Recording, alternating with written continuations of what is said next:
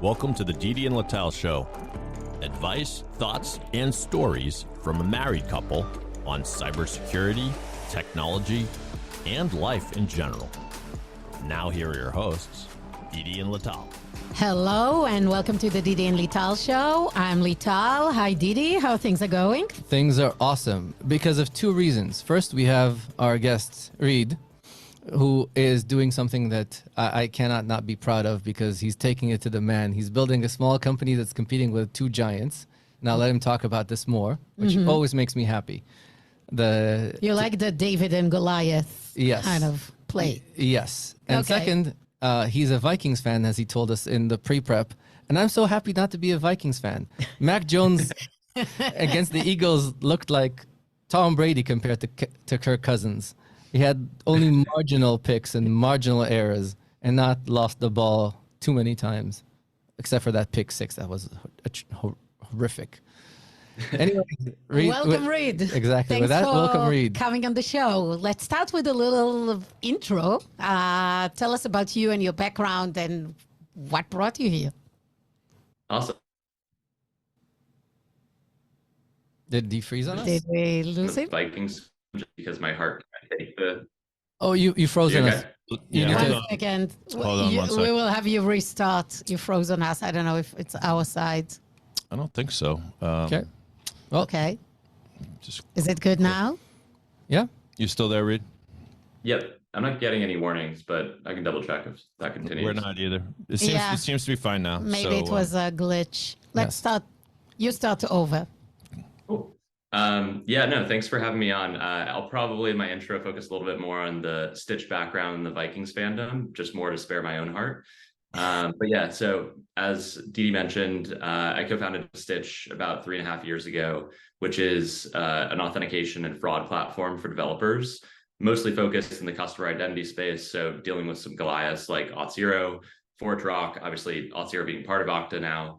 And in terms of kind of what we focus on, I would say the analogy we most make is that when we were as developers trying to build authentication at past companies, we kept saying that it felt like there were PayPals for authentication, but not Stripes for authentication when it came to like API first design.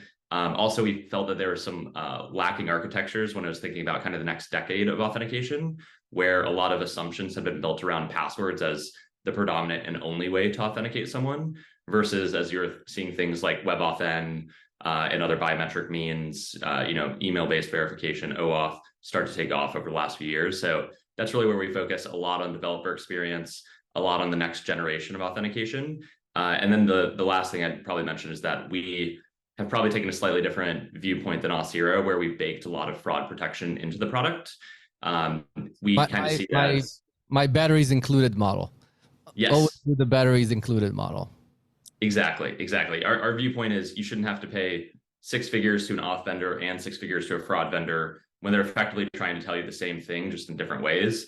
The fraud vendor is trying to tell you, is this a bot versus a human? The customer identity provider is trying to tell you, is this really Lital or Didi? Our viewpoint is that you should actually be doing that traffic identification along with the actual verification of methods tied to the user. That Awesome. sounds very relevant to everyone in e-commerce, retail. I'm sure they're excited about that because like fraud is big and authentication is big for them. So I'm sure you're simplifying the life for them. Yeah, I'm also very excited about some of the stuff that they're doing as they're going. They were a little bit visionary.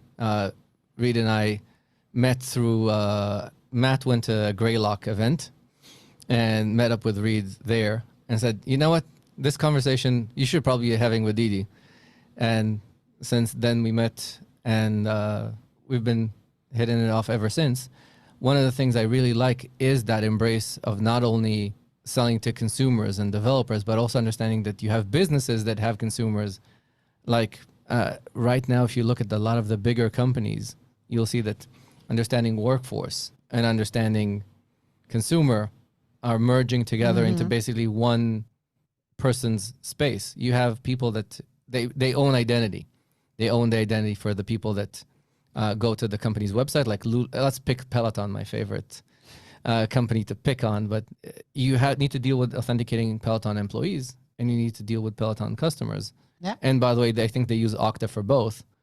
And probably they'll enjoy that merging of a single view that can support both, because they're probably off zeroing in one place, Okta, and then another place not having a single database, not actually merging things and suffering. And I have Reed, and I'm talking over Reed's part because I would love to have him talk about that. But before this, I'd love to start with, tell us a little bit of your history of how did you get here? Yeah, definitely. So I first got into tech about 6.5 years ago. Prior to that, I was a management consultant at Bain, so I was doing some pretty boring Excel work and company operations and optimization. After that, I was getting a little bit kind of, I felt it was kind of boring to go in and rip out like 20% of OpEx for a company versus, starting a new product line or doing something a little bit more growth oriented. So that was really what I was looking for when I got into tech. And then, so 6.5 years ago, coming out of Bain, I joined Plaid, which is a fintech API company. Most people know the company, but if you don't, you've probably still used it. If you've ever connected your bank account to Venmo, Robinhood, Personal Capital, any of these fintech applications, Plaid has something like a 90% market share. So it's likely that you're using them in order to connect your bank account. And from our experience, my co-founder, Juliana, who is an engineer at Plaid, we actually met the first day at Plaid. Obviously, we became co-founders 3 years later. During our time together at Plaid, we were both working together on the authentication team. So when you went to actually go connect that bank account, we owned both the UX and conversion elements of authentication. So, does somebody find the right First Community Bank in Tuscaloosa versus First Community Bank in Seattle? Do they, go through the right authentication flow? Does the 2FA work? Does the SMS get delivered? Things like that. But then we also dealt with kind of the more sinister side of authentication, which was people actively trying to break into Plaid. Most commonly, the issues that we dealt with there were bots pretending to be humans when they were trying to credential stuff or account takeover. We were a particularly susceptible target, or I guess valuable target, because of the fact that we were one API for 10,000 banks. So the instance that you would have, a large data breach at Target or Best Buy or Home Depot, you'd have millions of usernames and passwords on the web. And people, fraudsters would say, I would love to know what percentage of these were used at Wells Fargo, Chase, Bank of America. Look, there's an API for that. And so a lot of what we did there was around kind of like human verification in a passive way to make sure that when somebody was making a request in order to go through that authentication flow, we trusted that it was human and not headless browsing or bot or script or anything like that. And then, so we started Stytch about almost 3.5 years ago. And that was really coming out of when we were working on that team in authentication. We actually started wanting to modify authentication a bit because we noticed that biggest issue on the fraud side, the password as kind of a shared chain of liability and risk across different applications, was also our biggest problem on the conversion and growth side, because about 45% of our funnel was falling out because they forgot their password. And for us, every percentage point of conversion was millions of ARR, because we only got paid when you successfully connected that bank account to Venmo or Coinbase or Robinhood. And so, we kind of tied that together. We used to see this as like two different teams. And Juliana had been on the fraud team. I had been the PM for both of these teams. We ended up conjoining them and saying, okay, let's actually start to think about this in the same spirit, which is, what are the authentication methods that are both better for customer experience, like biometrics, maybe you're used to it from a Face ID or email magic link or phone verification, but also make it much harder for somebody to do large scale credential stuffing, account takeover.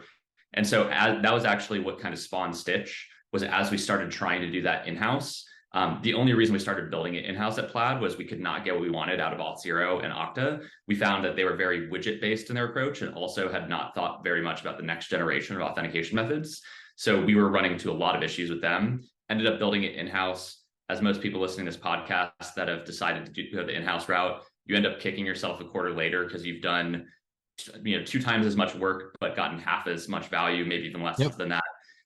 Couldn't move as quickly as we wanted to add new methods, A/B test them, et cetera. But kind of the last thing I'll note is that when we finally did get an A/B test out, what we found was conversion went up about 50% on mobile, 25% on desktop, and our fraud rate went to about 0 with the cohort that we were testing with.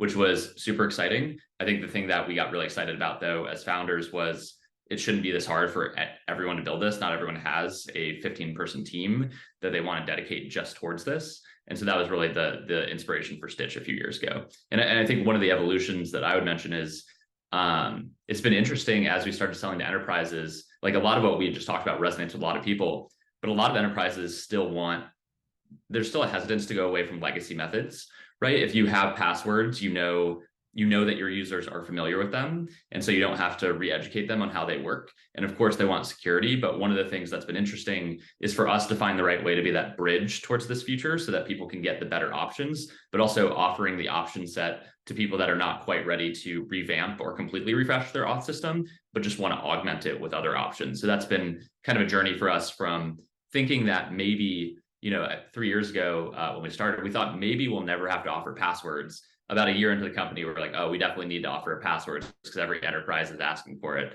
But I think our belief really is that by the end of the decade, you will very rarely, if ever, be using passwords, maybe for a couple root accounts, but I think unlikely in an application scenario. That's interesting. That's very ambitious. In terms of what do you do in an enterprise when somebody says, I don't actually want you to be my primary, I want you to be the secondary? I'm guessing that a lot of your customers are also saying, can we just do the sign in with Google thing? What's the value? What's the value for you in the consumer space when somebody says, I just want to have the sign in with Google? Or why would somebody not do the sign in with Google? And by the way, I'm not just saying sign in with Google, assume Facebook and assume everything else. LinkedIn, all the other. Yeah. Yes. Yeah. So it's a great point. Great question. I think I'll be very honest with people. If they literally just need one thing, sign with Google, yeah, you'll get value from us. You'll probably save a few weeks. You won't have to QA it, things like that. But I mean, maybe you should just build that in-house if it's just Google OAuth. Obviously, if they're worried about their team's security ability to make sure that they're not exposing any OAuth vulnerabilities or anything like that, obviously you want to offload that. But I think really where auth vendors become much more valuable is in the fact that most people on average are offering 3+ options, and then they're doing all the session management under the hood. Then they also have these other elements of user management, or maybe then you also need bot protection. And I really think it's the menu of options that gets kind of gelled together, and the fact that you can both get all of it in a unified manner, but also pick and choose what works for you. And so I think actually if somebody does just want one singular thing, I think they should have the real debate internally of build versus buy, because sometimes it does make sense to build if there's not multiple options that they need. I think though, probably that depends on the option. I think one example of where people probably use us alongside an in-house system is SAML. If people are building enterprise SSO, so it's continue with Google, but there's Google in the consumer sense of I'm logging in for my personal Gmail. Then there's Google in the SAML or OIDC sense of I'm logging in from my Stytch uses Google Workplace, and I'm provisioning them to this SaaS app like Stripe or DocuSign or something like that. That's actually an area where you're stepping on a minefield that is much more dangerous if you get wrong than the consumer one. It's also much more complex because you're dealing with XML parsing and legacy SAML protocol elements. And so those are areas where I would say, unless you have 100% confidence in your security team, you should offload to some vendor, whether it's Stytch or another. So I think it depends a little bit on which feature, if it's just one feature they need, but some are certainly more foot cutting prone than others. Yep. And as you mentioned, oh, sorry. No, you go. I'll ask as you mentioned, afterwards. you're taking on some big customers, some big companies like Auth0 through Okta and Okta itself, because they also had a SIAM situation, and probably Microsoft and a few others. Who would be the companies that would go with you guys or y'all, and kind of where do you see challenges? Where do you see growth opportunities? What advice, by the way, for somebody taking on some of these guys? Yeah, so we've had to get very familiar with how you sell against this motion, because we probably see Auth0 in 80% of our deals are sales-led deals. Our product-led signups are a little bit different because you get a lot of YC startups and ones like that just want to use the newest technology. But on the sales-led side, we see them in the majority of deals. And I would say where we've had the most success has been on both Auth0 migrations and in-house migrations, which is interesting, but it actually, a lot of the initial value, that's not always the 100% reason why somebody chooses us, but it's the initial thing that leads them to explore Stytch, is the same actually for Auth0 customers that are frustrated and in-house customers that want to migrate off a current system. And it's what I was talking about earlier, where I do think the analogy, even though Stripe for X is overused, I think the analogy makes a little bit more sense how we talk about it, which is we're trying to make the distinction of a PayPal approach to payments, which is very widget-based, like you redirect towards a widget that handles the payments, versus Stripe, which was API first and allowed you to own much more of the payments UX because a lot of people wanted to optimize that. Auth0 is the same as PayPal, in my opinion, in terms of how they built their universal login product, which kind of forces you into like redirected to mydomain.auth0.com. It's kind of a black box. You have to write rules and hooks and things like that in their dashboard, so you lose a lot of control over the application layer. And so one of the reasons a lot of Auth0 customers migrate to us, and it's a same reason a lot of in-house customers say we're a better fit than other vendors, is that you can actually build off the way that you want to. You can build your vision for your application versus being tied into this strongly opinionated but quite limiting black box. And that resonates both with people that are trying to get off of Auth0 and get towards that future, but also people from in-house. It's just pretty impossible for them to, not impossible, but it's quite difficult for them to migrate to Auth0 because you have to change so many assumptions of how your internal systems work typically in order to offload that to them. So that's what I'd say, like, for us is usually the first aha moment. It's not the thing that gets you then to sign the agreement. It gets you to evaluate Stytch as like, oh, this is a different approach to auth. This would allow us to do a lot more things that our, product team's been asking for, that, we need to update this. We want to own things more from the application side versus the Auth0 dashboard side. So that's kind of how you get into the conversation, where I've seen it become much more fruitful and actually beating the Goliath. Has typically been in what is a way that we can get you to think a little bit differently about what your auth provider should give you and convince you that Auth0 is really just like half of the equation and is lacking this other piece. And for us, that's been fraud and risk has been the major driver there. I mention this because it was kind of the concentric circles of both what we thought should be in the identity market and also where I thought we had a unique viewpoint from Plaid, where from Plaid, I mentioned that we were defending against a lot of bot attacks. One of the things I didn't mention that's not like super well known, though it's not any secret these days, is that Plaid, the way that Plaid makes connections to banks historically, now they're old and mature and they have bank agreements, but historically we were reverse engineering mobile apps and websites. So we understood how to beat every fraud vendor because we understood how to lie about our traffic and deceive. And the reason I mentioned that is effectively that for us, fraud and risk was a really important kind of adjacent, but very narrative, like similar market to identity, where when you come in as an Auth0 customer or an in-house customer as an enterprise, we can convince you, why would you go with them when they only have half the feature set and you're going to have to either build this out in-house or go with another vendor, versus you can consolidate to us. And it's different, but maybe a little bit similar to how Datadog thought about full stack observability. This kind of, we sometimes talk about full stack identity and how do you give people that full end-to-end picture. And so that's been a bigger part of, I think, when somebody's in the sales funnel, convincing them that we're the right choice, because it's not just future looking and like more observant about all of your needs, but it also actually makes sense to your CFO that I can consolidate 2 vendors into one, or I know that we won't have to go buy the second vendor for fraud because we'll have it built into Stytch. I'm very curious about this point from, a go-to-market motion, being in marketing. Is it more challenging that now you need to have a conversation with both, the people in fraud, or the people that care about fraud, versus the people that care about identity, security, IT, authentication? And so is it more of a challenge, or do you see it as it's great because I have more buyers in the enterprise buying process that I can kind of offer something to? It's always kind of like, should you focus more when you're kind of like doing your selling motion, or is it great that you have a bunch of personas to talk to in an enterprise? So I'm just curious how it goes. It's a bit of, I've actually experienced both in different parts of the sale. So I would actually say it's more complex when we think about product marketing, because we're like, oh, there's two different personas that Right. might be like, there's the core developer stakeholder, and then there's also the head of risk and head of security. And to be honest, I don't think we fully figured that out on the like, how do you make sure your homepage can talk to both? How do you make sure that you're like, because really everything we do is very oriented towards the developer on our docs, homepage, et cetera. So I'd say it's a little bit harder and more complex there, and still kind of like a journey for us to figure out. But once someone's in sale, it's actually been amazing. And it's actually probably greases the wheels most in terms of evaluation. Because one thing I didn't mention that's actually been a huge positive is an auth migration is typically like a month long, 2 months long, depends on kind of the complexity that you're dealing with.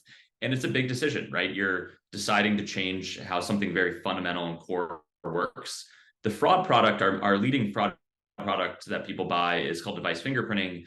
And it's about 5 minutes to drop the snippet on your front end. And then we can give you a full report of all of the like bot traffic, headless browsing, how many of your users have malware on their device, things like that. And what I've noticed is a lot of these enterprises will actually, once they uncover that during the sales process, will install that while they're planning their migration. Because to them, usually one of the reasons they're migrating, especially if they're coming from in-house, is usually they've had a breach recently. And so their team is very motivated. So they'll put that there. We'll start helping them on the fraud stuff. It's also, there's no migration required. There's not really much solutions engineering that's required. And in parallel, we're working on the auth stuff in the background. So I guess what I would say is top of funnel, it's harder because you have to figure out how to treat the two different personas. In funnel, it's actually been easier for us because of the way it accelerates deals. That's beautiful. I love it. I want to ask both of you a little bit of a futuristic question. So let's say there is a company now that want to come with a completely new product in consumer or they are in banking, personal banking. If they want to completely start from scratch and build a secured, fraud-resistant product. You know, we all know that the number one attack vectors is your users, right? Authentication is the most prevalent weak point of an organization. What, if you help them design it, what would you put in place? I'll let Reed start answering that because you're challenging something that I actually never want to do, and Reed is braver than I am. I always like to be on the side, the advisor thing. So if you look at a lot of the systems like Datadog, like Ort, like a lot of the SIM systems, they were always on the side. And I've always been on the side to build something that was never in line. The last product that I built was in line, was adaptive authentication. And I lost years of my life because of that, because every time you even have a minor hiccup, somebody in Capital One calls and yells they don't even yell at me. They yell at Art Coviello or even at Tucci. And by the time it gets to me, it's already like a landslide of disaster. So you don't want to build a resistant, secured system. No. I want to buy whatever Reed builds. Well, I appreciate that setup there. That actually is perfect. And it's a good question because I actually am quite opinionated about this, and I'll advise a lot of customers on like by vertical what I'd recommend, because it typically is different by vertical. Sure. What I think you should be optimizing for. What I would do if I were building a fintech app today is I would probably give 3 options for primary authentication. I would give an email verification option, like a one-time passcode. I would give an OAuth option. Not a lot of fintechs like to do this because they don't like to mix your Google accounts, your Apple accounts, and your fintech accounts. But I've seen the few that have done it see conversion that's like 30% higher, because most users don't want to create a new account, and one-click Google's really good. I would advise one of those. And then I would say, this is not going to capture all of your users right now, but in your email input box, when somebody enters their email, you should actually give them the option between a passkey enrollment, which allows them to do a cross-device biometric enrollment with Apple Cloud or Google Drive, or to send that like one-time passcode or magic link to their email. I think passkeys are going to get a huge amount of adoption over the next few years, given some of the tweaks and issues with the UX of WebAuthn, which is the core biometrics protocol it's built on, that it had a few years ago when it got released. And so effectively you end up having this login form that's like email. Somebody can enter their email and they can either do biometric or they can request an email verification. or they can do something like sign with Google or sign with Apple. And then what I would do is one thing I'll note there is effectively with Google and Apple, because they are starting to roll out required 2FA, you're actually getting two factors in one, authentication when somebody goes through that. You should still have your own 2FA model so that you can 100% ensure it, because Apple and Google are not at 100% rollout coverage yet, but they were quite close, in the high 90s, I believe was my last stat that I saw. But then I would still recommend having 2FA so that you can do step up 2FA on certain transactions like money movement. And there, what I would love to say is only ever do biometrics, but there is like a meet your user where they are, where I would say you should make biometrics like the primary enrollment. But the reason people are still offering Google Authenticator and SMS is that even for the phishing risk with Google Authenticator and with SMS, the SIM swap risk and the phishing risk, it's much better to get enrollment at all in one of those and increase the game theoretical risk or cost of attacking somebody's accounts than it is to say that you want to be perfect and only 70% of your users actually enroll. Actually, if you only offer biometrics, probably more like 30% of your users would enroll in 2FA. So that's probably a longer answer than you wanted, but I would probably diagram it out as like the primary 2FA. And then there's some other like details I would add, but probably not core to it. No, it's perfect because it's like hybrid solution, right? Of getting a lot of things together. It's a little bit like Swiss cheese.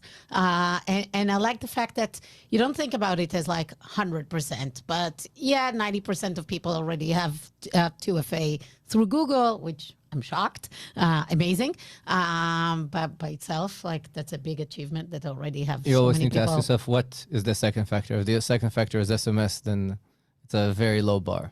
Yeah, but as you say, I mean, I guess it's all a percentage of the risk, Yes. and as much as you reduce it. So, yeah, I like the fact that it's not going to be a complete silver bullet, but it's basically a few things together that makes it better. And I'm sure more technology will come and improve it. So that's super interesting. Yep. The other thing that I found to be very interesting, Reed, the way you're communicating this, I think you and I are basically very data driven, and we take it for granted that Reed is talking about, oh, there's X amount of adoption. This is how we see the market being broken down. I don't know if it's grateful to your Bain background or anything else. I'm sure it is. But I really love the data-driven approach. How much does that kind of serve your decision-making process in building a startup? I hope you're going to say 100% because we've been drilling this into our teams for years of don't tell me an opinion, give me data. Yeah, no, 100%. I think it probably is partially that Bain background and the frameworks there, but I would say we view building a startup as much more of science than a vision. Like, yes, you have a vision, but like I think Paul Graham had a quote on this the other day where you have to let the data take your vision where it should go. Like if you're just staunch in a vision that you had 3.5 years earlier without the right data to make the decisions on that, you're always going to end up in issues. So yeah, we're 100% data driven, I would say. Occasionally there's gut or instinct, but try to be as data driven as possible. I think that probably should be the name of the episode. The building a startup is more science than gut, or something along these lines. I'll probably reach out to you for a better quote because I think I'd love that as a name for the episode. Good. Should we move to our little game? Yes, we should. Yes, we Sake should. of the time. Although I would, before we do this, I do want to get to let Reed kind of tell us, where are you guys in the overall voyage of startup land? Yeah. Where you guys are, what are your goals? How can we help you achieve them? If somebody is interested in, reaching out, where they can find you. Yes. Yes. Yeah, definitely. So yeah, we're started about 3.5 years ago. We're a Series B company, have raised 120 million at this point from investors like Benchmark, Index, Coatue, Thrive. What's been really great was, so we launched our product publicly about 2.5 years ago, saw really large kind of bottoms up product-led adoption from developers. Then we started seeing SMBs and mid-markets coming on board. Over the last year, I'd say has been like pretty amazing for us on the upmarket journey and enterprises. That's where I'd say a lot of my focus is today, since kind of the self-serve bottoms up kind of fuels itself organically. The enterprise upmarket is where you need to think about kind of how you pitch yourself, how you position yourself, getting in front of people at events, conferences. That's, Didi and I ran into each other at a conference. So I think for us, there's probably two big things. One is that over the last few years, our product line expanded from, we built B2C authentication, then B2B authentication, and then also fraud risk. So we kind of have 3 different product lines, and you can mix and match the fraud risk with the other 2. But so I think for us, it's been kind of like continuing to go even into greater depth with each of those product lines, but then also on the upmarket and kind of like enterprise journey, we've been starting to sell to much, much larger kind of like logos, companies, experiences. And that's really what when I talk about like the Stripe for authentication, we do think we're pretty uniquely built to serve the largest of enterprises and the most kind of unique, bespoke demands, requests, requirements that they have. So for us, that's really been the focus. Would love if people have any questions for them to reach out. We're at stytch.com. That's STYTCH. I've noticed our Google Trends history, it's much more popular to misspell Stytch, STYCH, without the 2 T's. So it has the 2 T's. It's just replacing the I with the Y. And then if people want to follow me on Twitter, I am McStempel, which is just the conjoined nature of my last name. Cool.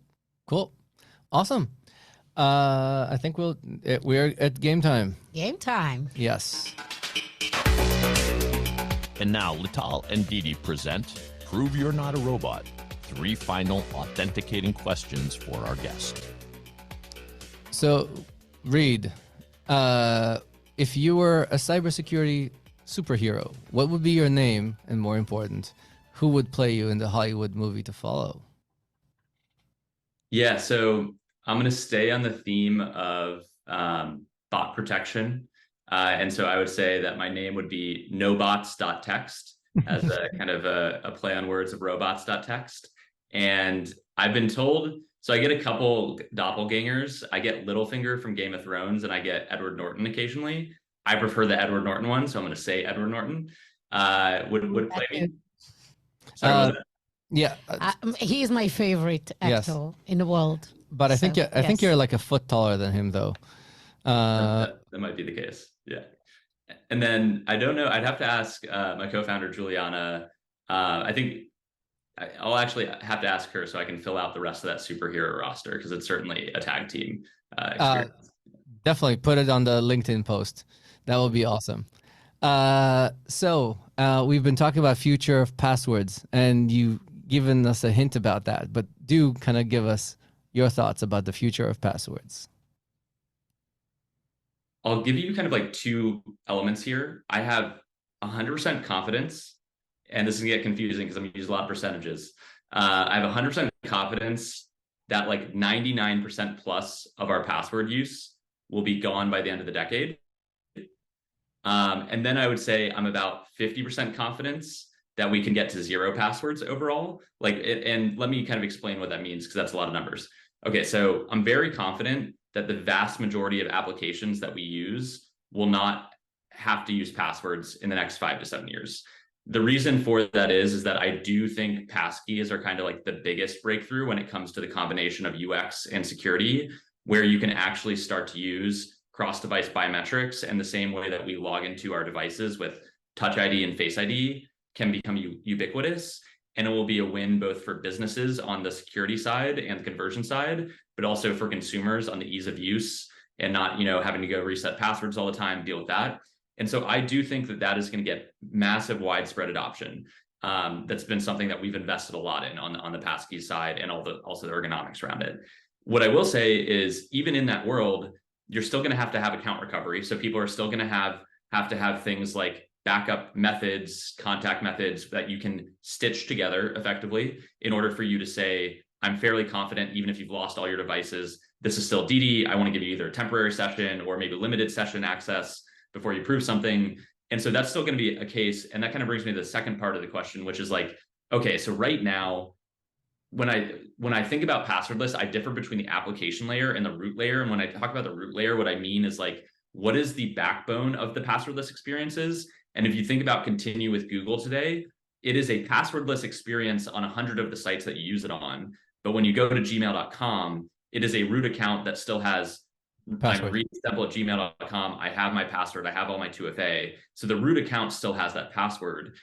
Google last year did start to let you enroll, or sorry, it was earlier this year, started to let you enroll in passkeys, but they've not yet dropped the password. And so that is the question I have for like the core root accounts, like Apple, Google, others, is when are they actually going to get to conviction that they can 100% drop the password from users' experiences with iCloud and Gmail? It seems like that's where they want to go. The reason I'm more 50-50 on that is that I actually haven't seen the strong like route or path that they've proposed for how they're going to manage account recovery and account access as the root account if you don't have a something verification factor as part of the string of things that they want to put together. So sorry, probably more numbers and detail than you wanted, but that's no. This is perfect because you addressed something that we addressed multiple times on the podcast, which is that how do you protect the account recovery? I have a buddy named Sidhu who eventually we'll pull on the podcast.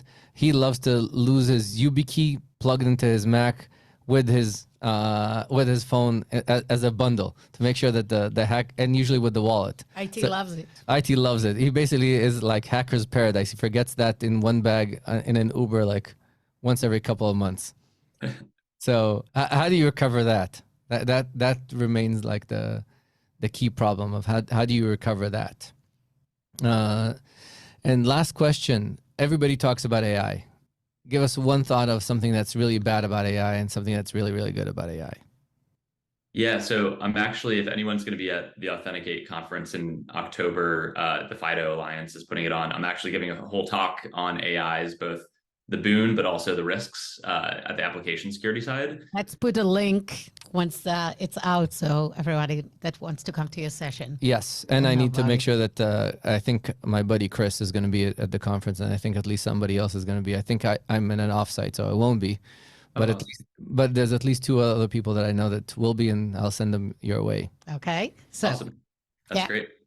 Yeah, so I think I'll focus first on the risks because that's the main portion of my presentation and where I've thought a lot about application security, though there is one thing I'm very excited about. I think the biggest risk boils down to, and then there's a lot of stuff that jumps out of this, is that effectively what ChatGPT and the other AI models are doing is if you look at the difference between GPT-3's performance on tasks and GPT-4 and why people are losing their mind over GPT-4, the main way that I succinctly describe it is that you've effectively now commoditized above average intelligence with these AI models. And if you look at the scoring of GPT-3 versus GPT-4, like examples of like MCAT, LSAT, all these things that used to be good barometers of intelligence, debatably so, of course, you would see that GPT-3 would not have gotten into law school versus GPT-4 is now going to UCLA Law. And it's like that for like every single like vertical niche specific functional area. And the reason I think that's scary is it's obviously a huge opportunity, but the reason it's scary if you can commoditize above average intelligence is not only do the good guys have that, obviously the fraudsters have that. And as part of the presentation I'm doing, I just show how I built a phishing website that was mimicking Bank of America in about 5 minutes. I'm not actually an engineer. Like I know a little bit of code, but I'm not an engineer. But with ChatGPT, I was able to get it to spin up a deployed site that with Replit in about 5 minutes. That is a phishing site for ingesting username and password that looks like Bank of America. And then the other thing I was able to do was to spin up a headless browsing script that successfully allowed me to create a fake account on another site in about 5 minutes. And the issue that I see there is that the cost of attacking something, it used to require engineering expertise, or at least you had to buy the engineering tools that were being created on the black market. And now we're finding that literally anyone can do it. And they're probably going to get a lot better at it as well with the addition of these tools. So that's why I'd say like there's going to be a pretty large, and the last thing I'll add as part of that is I think Darktrace, a cybersecurity firm, had a good stat on this, that in Q1, so this is a couple quarters old, this stat, the linguistic complexity of phishing emails was already up by 17%. And most of that was ascribed to just, if you think about fraudsters that might not have typically like perfect language skills, now they had a tool at their disposal that was really good and convincing and sophisticated. And so I think all of that combination, that's easier to create fake sites, easier to dupe people with phishing, also easier for you to, credential stuff, create bot attacks, scripts, et cetera. That's the scariest thing that AI allows, is now you have kind of an army of little engineers that can help you with that. And I'll pause there and then I can go to the good thing, but I didn't know if you were going to say something, Didi. No, I'm just loving the commoditized above average intelligence, which kind of goes to my version of the dumber uncle. Yeah, it's no longer your dumber uncle. It is my in our family a little bit above average is dumber uncle. So now I'd love to hear about the good thing because. Yeah. So for me, the thing that I think about coming from the identity space that I find actually really exciting about AI is there's a few projects that are digging into this, and this is still a little bit more nascent, but it's getting better every month.